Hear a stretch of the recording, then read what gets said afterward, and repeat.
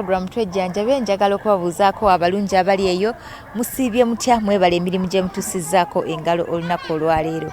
Amannya Karungi Hasifa. Olunaku olwaleero tusinzidde Nakiwogo, abantu b'Entebe, abantu beebayita, abantu b'ebitundu byonna ebiriraanye Entebe.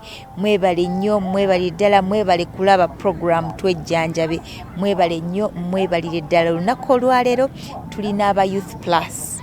Tugenda kwogera ku ki? Olunaku olwaleero tulina abavubuka abafaayo oba abeewaayo okumanyisa abantu kawuka aka Mukenenya. Bali Nakiwogo agenda tulina abantu babiri. Omukyala agenda atweyanjulira atubulire bakola biki, lwaki baasalawo okukola kino, ki ekyabasindiikiriza. Tusanyusa okulaba mukwano. Omuntu yakakulaba ku terefayina erinnya lyo? Nze Namayiga Susan nga mbeera Nakiwogo era nga nkola wamu n'ekitongole ekya Youth Plus. Lwaki Youth Plus?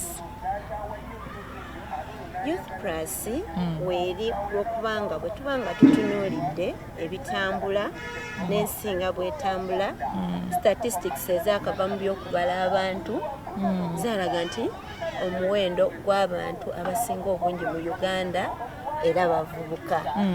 Ate n'erinnya eryo liyina bwe lyava era nga nsuubira Mr. Colin ajja tunnyonnyola bulungi mu kitundu kyaffe ekyokubiri. Ekitundu ekyokubiri tweyongera odditegeera.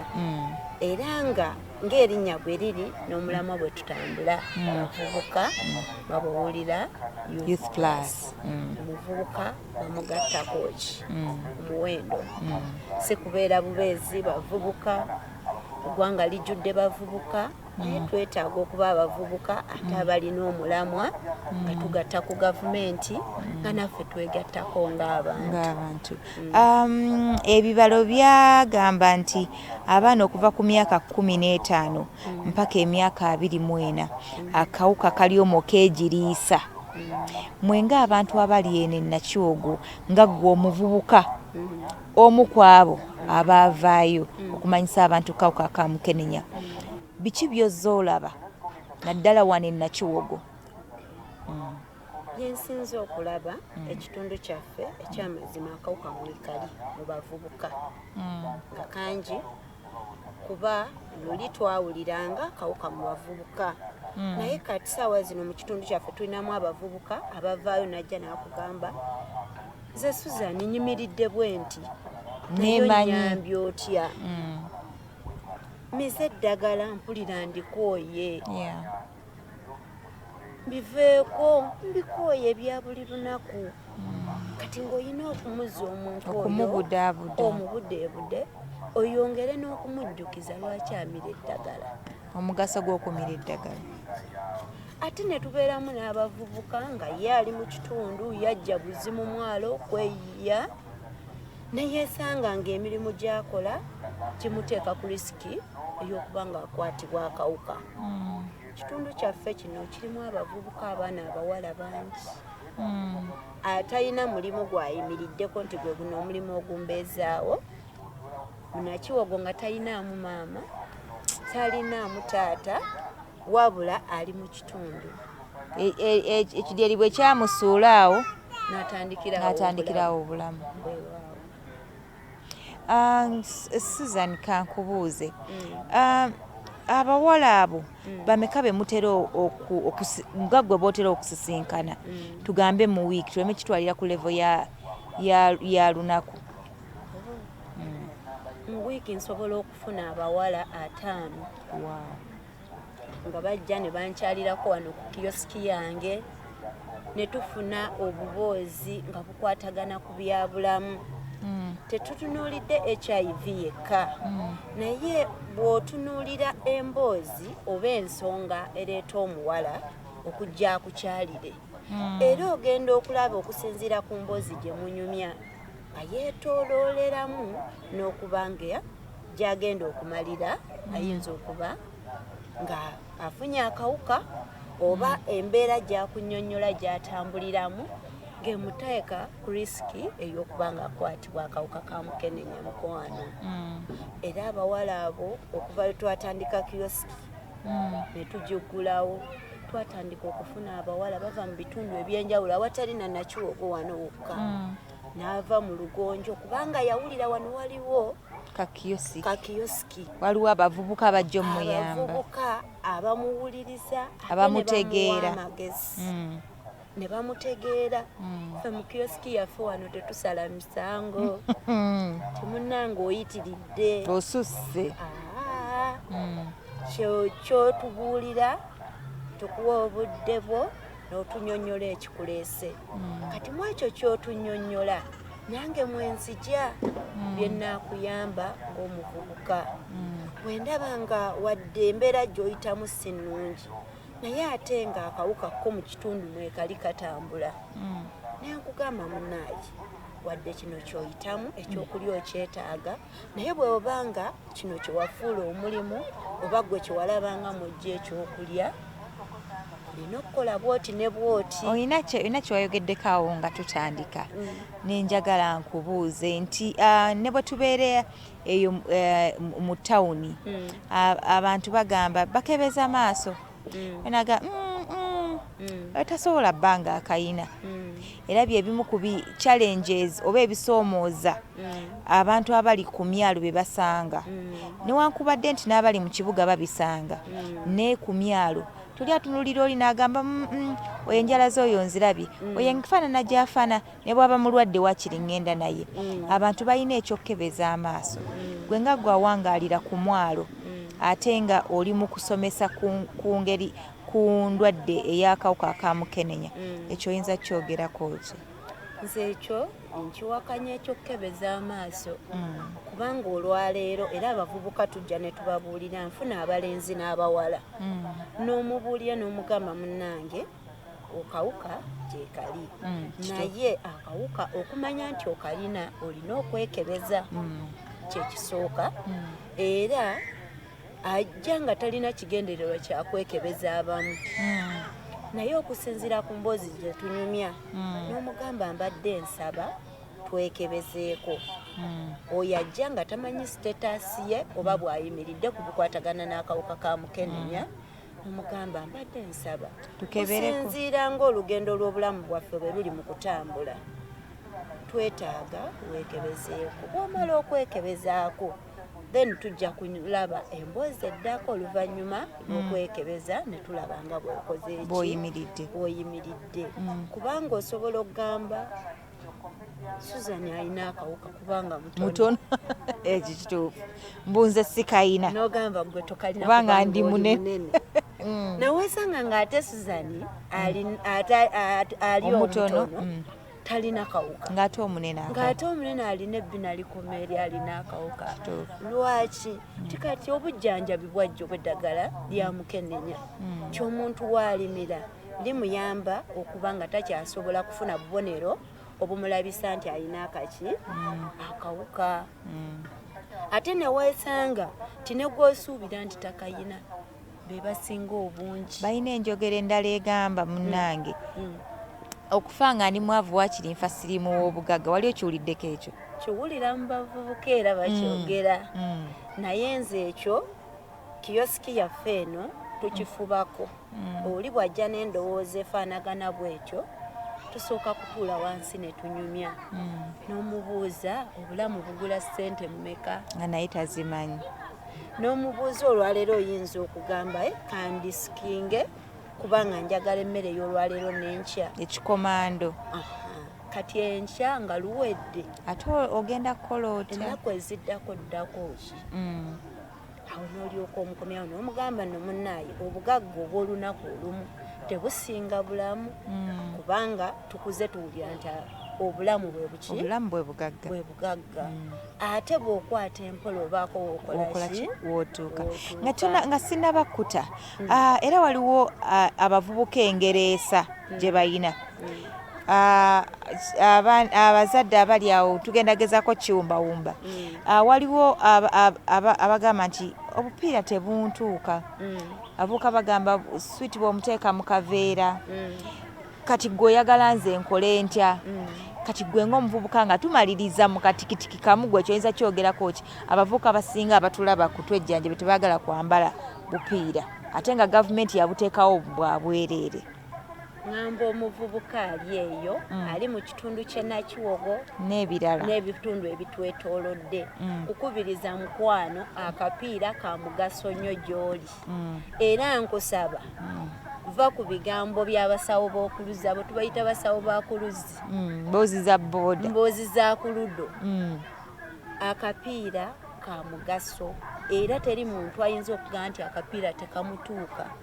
Kapiira ako lumu nakolako experiment nze kennyini nenjiwamu amazzi ndabe abo bagamba tekamutuuka baakula batya naye nagenda okulaba nayiwamu liita 5 y'amazzi neggweramu ng'ate endaga tine bwe nnyongeramu gakyasobola okukola ki okuyingira. Ekyo kiraga teri muntu eyakolebwa nga kapiira tekakola ki tekamutuuka.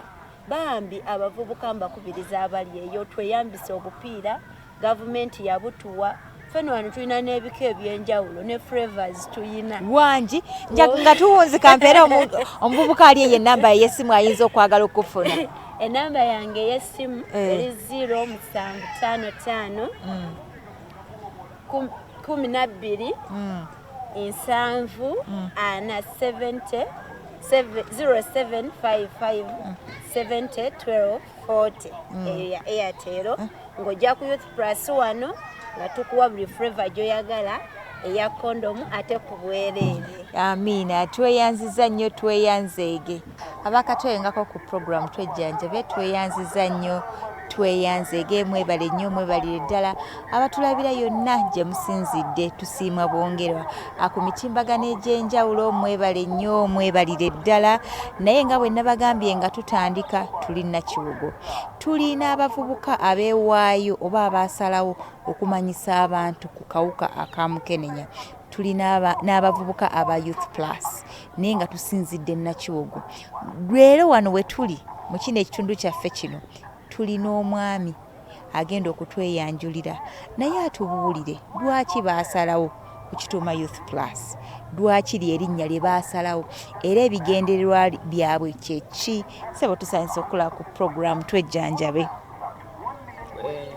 Sanyusa nange okusanga Sawo Hasfa sookera ddala amannya gange nze Colin Saabwe abamu bampita Daddy Kolo ye Daddy Kolo nva mu kibiina bakiyita Youth Plus era omulamu gwe tusinga okutambulirako ennaku zino gw'okuyambako abavubuka mu bitundu bye tuyita ebyennyanja okulwanyisa akawuka ka Mukenenya.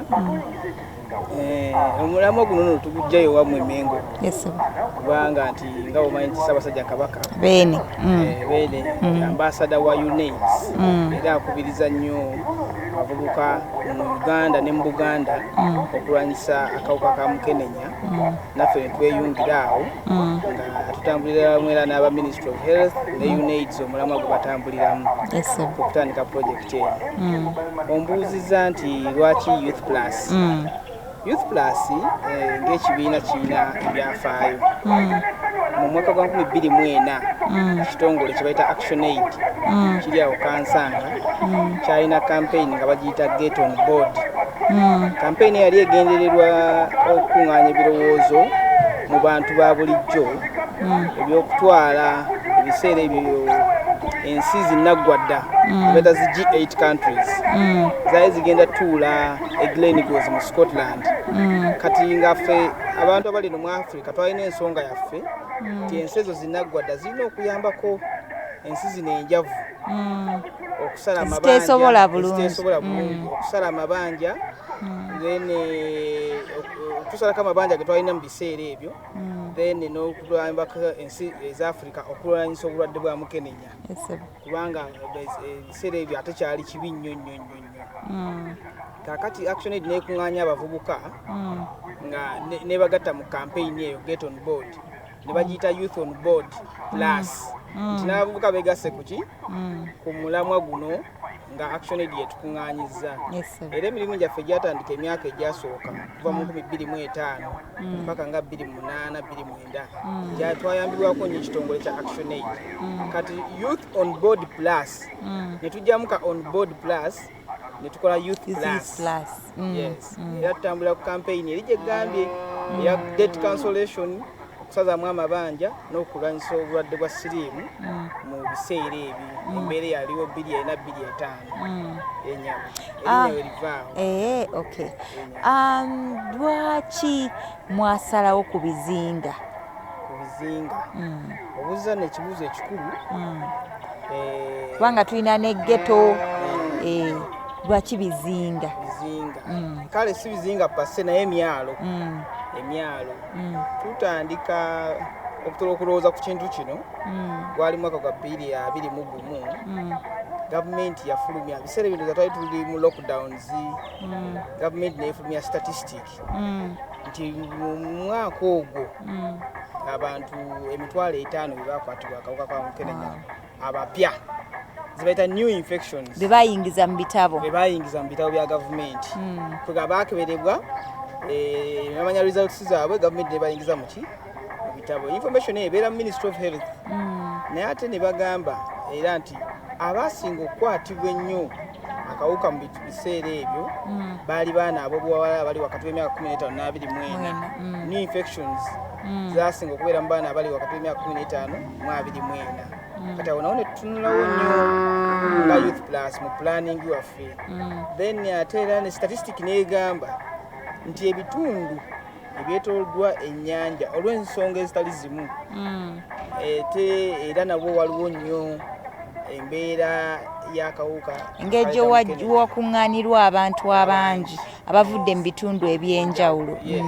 Ate bantu babeera mu motion babeera batambuze balina ensonga nyingi nnyo ministry zeewa ezidrivinga embeera okuba nti eri bwetyo kati awo naffe netutunulawo nnyo kati era bwetunulira project eno oba omulimu gaffe gwe tukola tutunulira nnyo abantu abali mu bitundu ebyo ebyokumwalo naye ate netuddamu netumenyamu bali abawala abali wakati w'emyaka 15 kwa 24 bitundu ki bitundu ki byogamba nti wano Youth Plus weeri ne wano Youth Plus weeri ne wano osobola ogisangawo?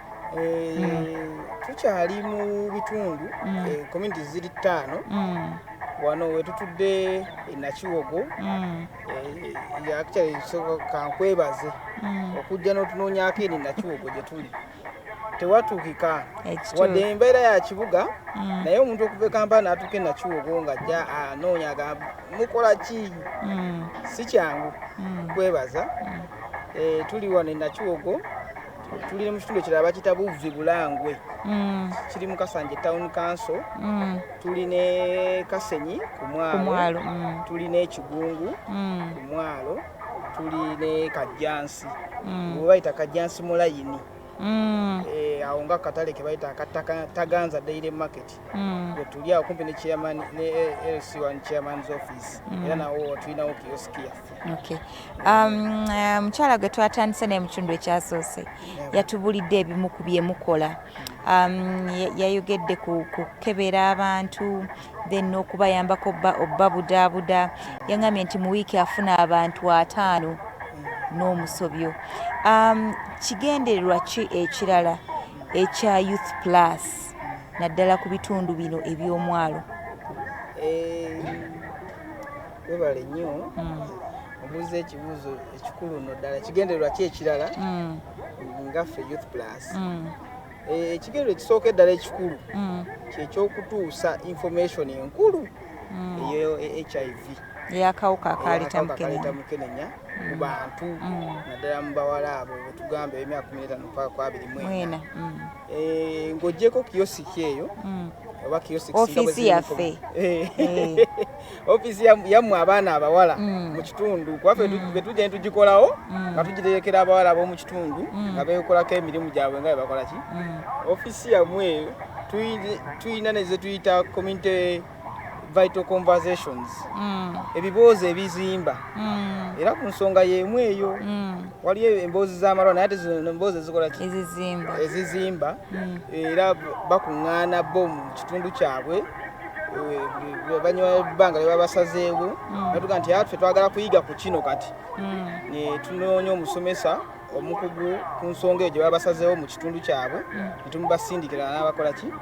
n'abasomesa kubanga siriimu oba HIV oba akawuka mu science kati bagamba nti ng'oggyeko nti sexual intercourse ensonga y'okwegatta okuyitamu okukwata akawuka waliwo ensonga endala nnyingi ezisobola okuleetera ate omuntu okudriving ogenda mu kiriwa kati bwe tuba tulwa naffe nga Youth Plus tukozesa gye bayita combination prevention okusingako ku kino ekisooka naye waliyo ekiri ekidriving oli omuntu okukola ki okukiyingiramu kugenda omumuleetera embeera y'obwavu embeera y'obutabana wasula embeera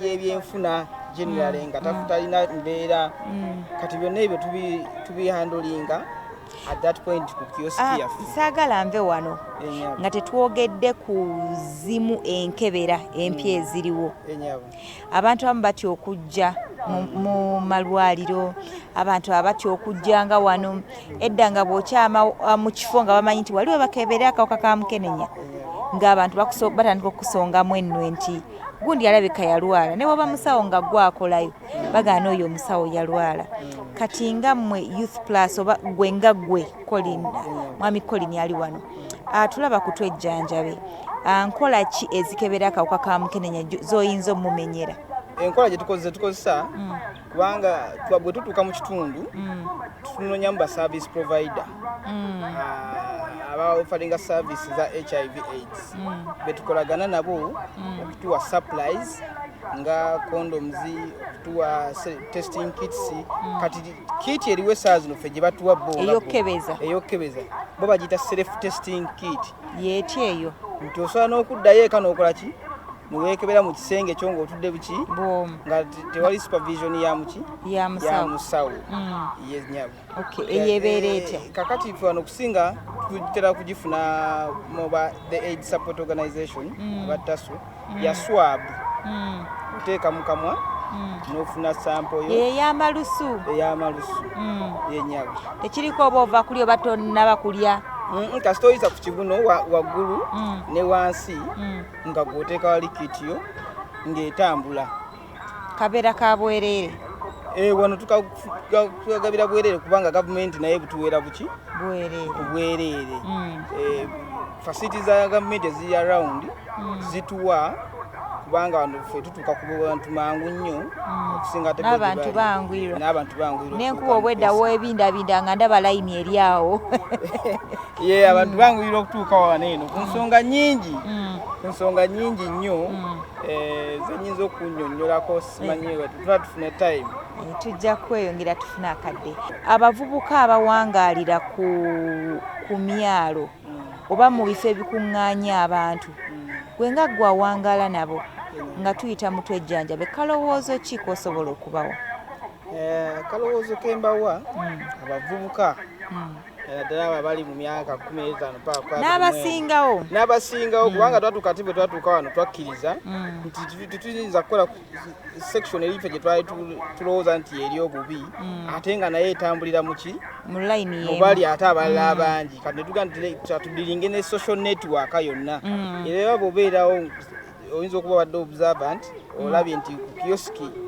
buli myaka giyingirawo buli myaka giyingirawo badde mbawa amagezi nti science akyusa science wa akawuka ka siriimu akyusa waliyo engeri nnyingi nnyo ez'okweziyiza okufuna ki okufuna akawuka akaleeta mukenenya waliyo peepu waliyo prepu waliyo condom use waliyo ne abstinence lwa basobola lwakuwaffe nga abali mu nsonga zino twamanya nti giri mibiri tesobola gikontrolinga naye ne abstinence akola ki akola ensonga ezo zonna baba baagala okuzimanya kioski zaffe weeziri mu bitundu byenjogeddeko ojja n'ofuna information then tukola ne linkage ku ani ayinza okuyamba omuntu omutuufu mu kifo ekyo ayinza mu kifo kyo mwoli ayinza okuyamba kubanga wonna services weziri naye abantu tebakunoonya ki services kati tuyambako okuba linkage ya information ne referral. Okay, mwe muwaatwa fe kkubo mwe kkubo. Nsaba ompeere omulabi wange owaatwa ejjanjabe ennamba yo ey'essimu bw'aba akwetaaze osanga bali side z'eno entebe naye nga tebamanyiwa waakulaga. Enamba ngenda bawo enamba ya Youth Plus nti wowe ojikubirako okufuna obuyambi essaawa 24 eri 0393 240 762 0393 240 762. Enamba eyo ya MTN ate era bw'ogikubako bakusala ssente si ya toll free, si ya bwereere. Tuli mu kunoonya omuntu yenna ayinza okutuyamba atuweeyo enamba ng'abantu baffe basobola otukubira ku bwereere tusobole okutambuza information eno ku bantu bangi abagyetaaga. Tweyanziza nnyo tweyanze. Ennyabo ebalennyonyabo. Program Twejjanjabe ey'olunaku olwaleero bwetyo bwebadde. Omuvubuka ali eyo n'omuntu omukulu ali eyo. Kansuubire olina ky'oyizeemu olunaku olwaleero. Nga bwe mbagamba bulijjo akawuka ka mukenenya tebakakebeza maaso. Ogenda mu ddwaliro eri abakugu ne bakuggyako omusaayi enkola empya nnyingi ezikebera nkwegayiridde tokebeza maaso. Gw'oli naye asobola okuba nga akayina asobola okuba nga yakafunye omwezi oguwedde temukebeza maaso. Mukozese akapiira mbeegayiridde mulekerawo emboozi ze mugattirizaako tekantuuka akansiwa n'ebigenderaawo mbeegayiridde kubanga obulamu bubwo ate emiti emito gye giggumiza ekibira. Abatugenda ku ŋŋendo empanvu nsaba Katonda abatambuze bulungi tetugenda kubanga tusukkawo Mukama Katonda wangaza maaso mogi musota mweraba.